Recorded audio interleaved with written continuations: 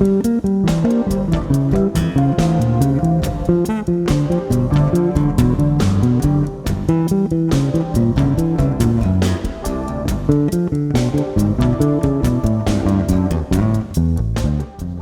benvenuto in questo terzo video dedicato all'analisi e dedicato a rubare le idee che Bach ci ha lasciato nelle invenzioni a due voci.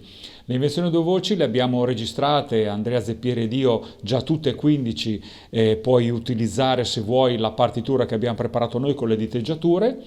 Ma in questi tre video invece voglio andare a cercare dei trucchi, dei segreti che Bach ha usato analizzando questi pezzi per poi applicarli e poi vedere come posso usarli sul basso. In pratica l'idea di base è che la maggior parte delle persone studiano i pezzi di Bach, le suite per violoncello solo, che sono piuttosto comode, anche se non sono facilissime, ma sono comode perché sono in chiave di basso, eccetera, o altre parti di Bach, però ci si limita il più delle volte a copiarle, a realizzarle, perché sì, tecnicamente ti danno un aiuto, ma senza entrarci dentro, senza entrare nell'analisi, cioè gli elementi che l'hanno resa così importante quella composizione di Bach. Quello che voglio fare io è analizzare alcune invenzioni, in questo in particolare analizziamo l'invenzione numero 13 in La minore, prenderne i segreti, cercare di capire un po' i meccanismi di base e applicarli sul basso trasportandoli in varie tonalità, in modo da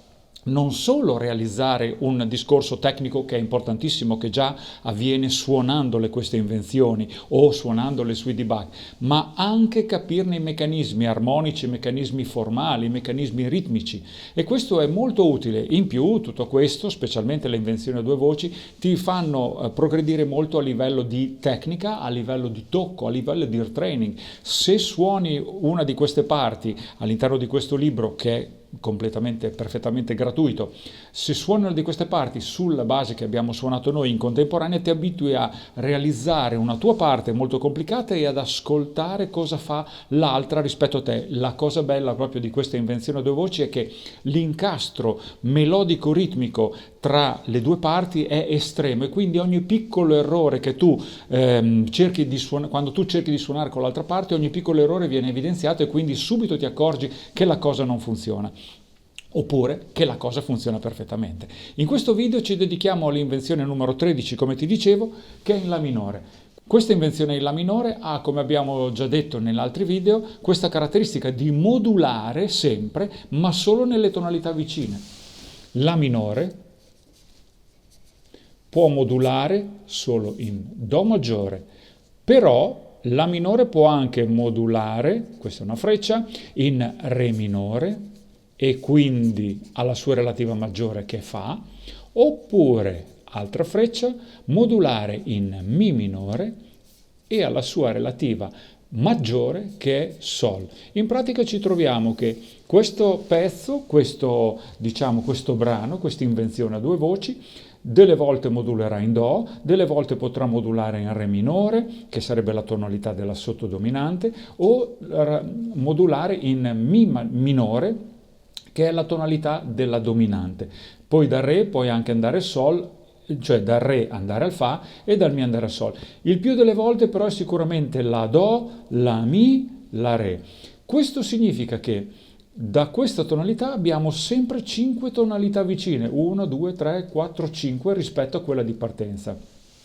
E questo è molto interessante perché qui noi abbiamo, essendo in La minore, niente in chiave, cioè non abbiamo alterazioni, però abbiamo sicuramente la sensibile Sol diesis o a volte anche il Fa diesis che appaiono. Quando andiamo in Do invece si annulla anche il Fa diesis e il Sol diesis.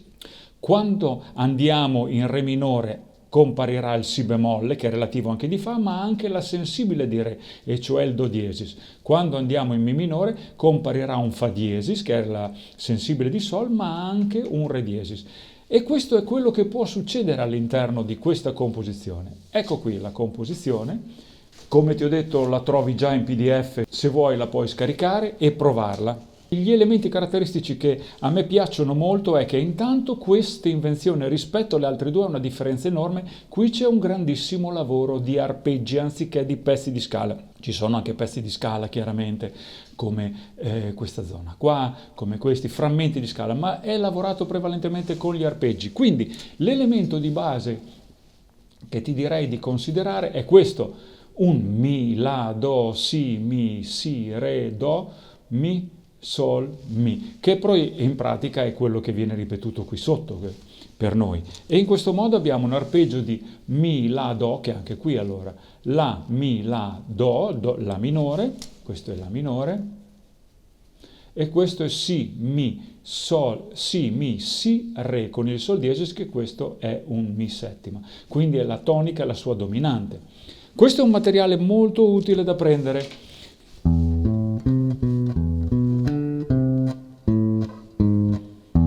Questa è la base del lavoro. Allora, è molto interessante se questa frase la porto ad esempio sul do, ma la porto anche sul mi, oppure sul sol. Sto andando avanti di terza, sul si, quindi rifaccio da capo in la minore, in do, in mi, in sol, in si, in re, in fa, e poi dopo si torna in la. Sto progredendo di terza, a volte terza minore, terza maggiore, sul la, do, mi, sol, si, re, fa, e sono tornato sul la. Questo per dire un elemento interessante, che è l'elemento con cui apre proprio l'invenzione. Un altro bel elemento che mi piace molto, questo, anche se in chiave di violino, che posso portarlo avanti sul mi, fa, sol, eccetera. Altri elementi interessanti sono, ad esempio, questa parte qua, ad esempio, che arriva fino qua, circa, perché poi gli elementi devono essere presi con una certa libertà, e questo funziona così.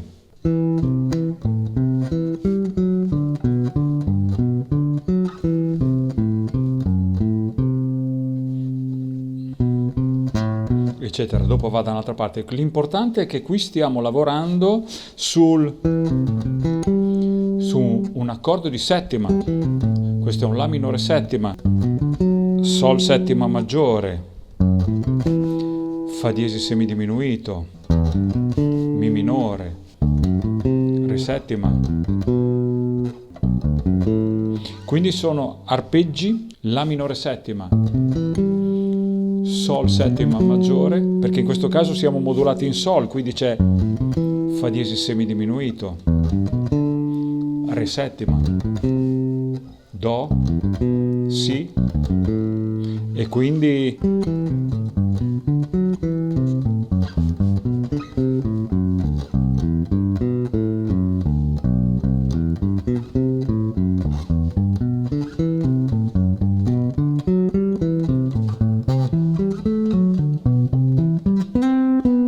questo terzo elemento mi piace abbastanza, è interessante. Un'altra cosa interessante che troviamo qui nella lettera C è questa parte qui. Qui abbiamo questo parte come sol diminuito, parte come sol diminuito, ma in pratica questo è un la settima bemolle 9, cioè,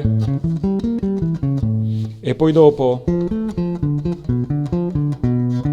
questo è un sol settima con la nona,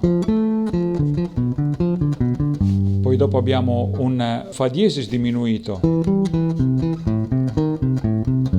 e infine un mi settima, che poi questo mi settima è un mi settima bemolle 9, perché è il quinto di la minore. Quindi questi sono tutti elementi interessanti, lo vado a sottolineare questa parte qua, diminuito, fino,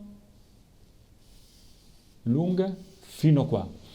Questi sono tutti elementi validissimi da usare per sviluppare un solo tra un'idea di La minore, minore melodica come abbiamo già visto, a volte Sol maggiore, proprio perché le tonalità vicine sono anche quelle di Sol maggiore, quindi abbiamo qua il La minore, a volte Re minore, a volte Mi minore, oltre a Mi minore a relativo Sol maggiore, il La minore al Do e il Re minore al Fa. Ok, adesso provo a lanciarli. Ripeto, come già ho detto negli altri video, faccio alcuni di questi elementi mescolati ad altre cose che creo lì all'istante, quindi pezzi di scala, arpeggi, non lo so, anche se questa invenzione è come se dicesse lavora prevalentemente sugli accordi, però a volte userò anche pezzi di scale. Ok.